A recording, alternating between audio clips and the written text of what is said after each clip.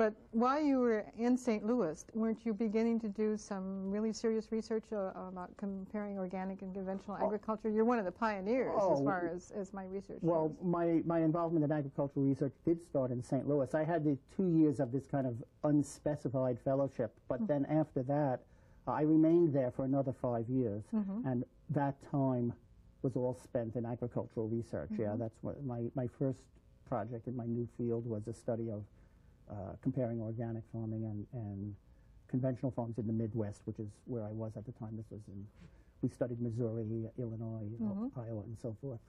And that's been published, as has quite a few of your writings. Right. And I know that the work you did there is being continued now across the country, but you're still actively doing that kind of thing, aren't you? Well, not exactly.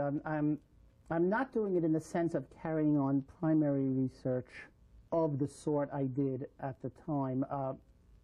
My work now is related to that, and it was, in a sense, it has grown out of that, but it's on a different level. We don't get out into the field and study farms and yields and soils the way I did when I was at St. Louis. It's more to do now with the institutional setting of research and how agricultural research, can be made more conducive to innovative kinds of approaches and studies of unconventional and alternative systems, so forth. So it's, in a sense, one level removed from the field, but in a more general way, yes, it's a continuation of what I did when I was in St. Louis. And this ties right in with the conference that we're here to attend, that you're part of the movement behind. Exactly. The conference will be about policies, agricultural research policies, in particular about innovative approaches in agricultural research. So the kinds of things I did in St. Louis would be one of the kinds of innovative approaches we'll be talking about. But of course, in the decade or two since then, lots of other things have happened as well. And a lot of that will be talked about the next 2 days. Yes. Looking forward to it. The work that you did is so important and has been published, as I mentioned. I asked that we be able to show Environmentally Sound Agriculture, which was you edited. This is fairly recently, isn't it? Well, it was 1982. This was the 4th conference of the International Federation of Organic Agriculture Movements. They have a conference every 2 years, and this was held in Cambridge in '82, and this is the proceedings from that conference. You had mentioned to me earlier about attending the first IFOAM conference, which was in Switzerland? In Switzerland, Could you talk about that a little bit? Yes, that was in 1977. IFOAM was a newly formed group, and this was their first major international event. And I went because I had been doing the work on organic farming in the Midwest that we talked about, and so they asked me if would I like to present that work, which of course I was very happy to do. It was an extremely enlightening experience for me because it was the first time I was in touch firsthand with European researchers doing related work. There were researchers from a whole host of countries, England, France, Switzerland, Germany, Sweden, and quite a number of others.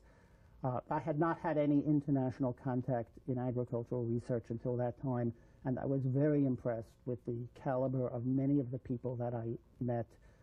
The researchers impressed me as a very sophisticated, knowledgeable, and competent group, and that was really quite an inspiration because I was still relatively new in the field. I had been in agricultural research only about 3 or 4 years at that time, and I didn't know too many people yet, and I had no international contact, and I liked very much what I saw. So I have been in contact with many of them ever since. I try whenever possible to get to the international conferences. For example, I was at the one at Cambridge in 1982 and quite a few others, and some of the same people are going to those. Were you at the IFOAM conference in Santa Cruz in Yes, I was.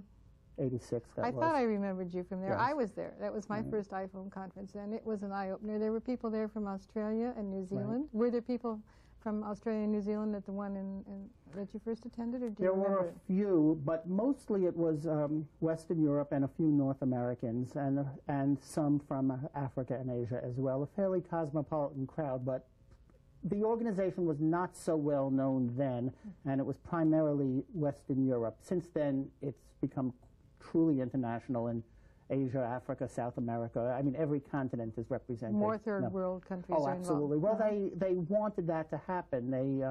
They realized that the confining themselves to agriculture of the industrial part of the world is not adequate.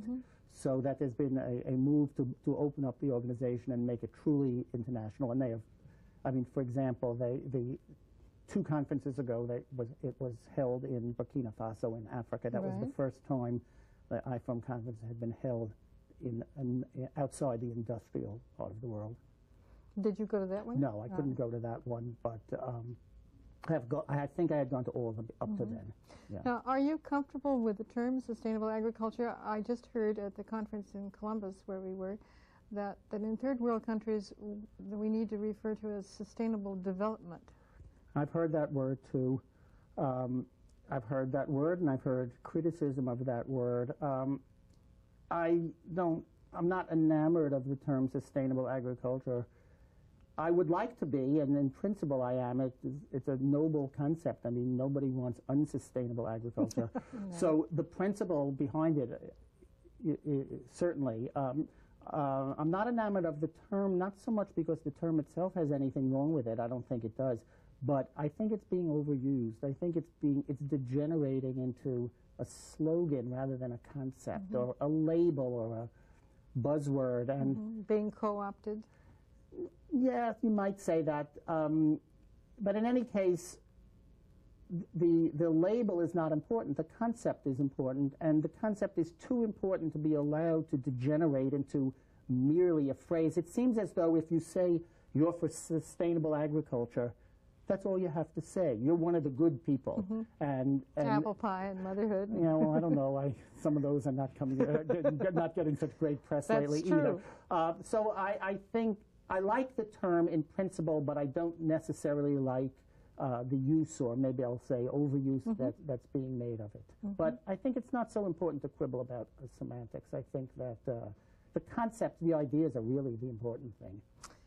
And people seem to worry so much about defining it. That's right. You hear that? I have to plead guilty to having contributed to that also. Would you give us your definition? No, actually I didn't define, and I talked about other people's definitions and why none of them really was fully satisfactory. I kind of copped out at the end, however. I don't think it's so important to argue fine points of definition. I think it is much more important to argue about the concepts that underlie the term, and the concepts go very deep and deserve plenty of debate and discussion and analysis and thought. Would you talk a little bit about the concepts? Well, first is that an agricultural system has to be compatible with the environment, that an agricultural, and it has to be compatible with the finite allotment of resources that we are given. An agricultural system that abuses the environment can't go on forever. An agricultural system that uses up all the limited resources that we are endowed with can't go on forever. So resource conservation, environmental protection are very high in any definition. You're thinking of things basic like water and, of course, our use of fossil fuel. Soil erosion, degradation of groundwater, degradation of surface water, destruction of wildlife habitat. All of these things cannot be allowed to go on if we want an agricultural system that deserves this rather exalted term, sustainable. You know, it's a pretty big concept. It's saying a lot to say something is sustainable. And I'm a little distressed when very, very small changes or very small movements that might be in the right direction, but really are very small, are given that term because the term is a strong one and maybe more sustainable or sustainable-ish or sustainable-oid might be a little bit more accurate way to describe such things. But I'd like to see the word sustainable reserved for systems that really earned it. And it's not so easy.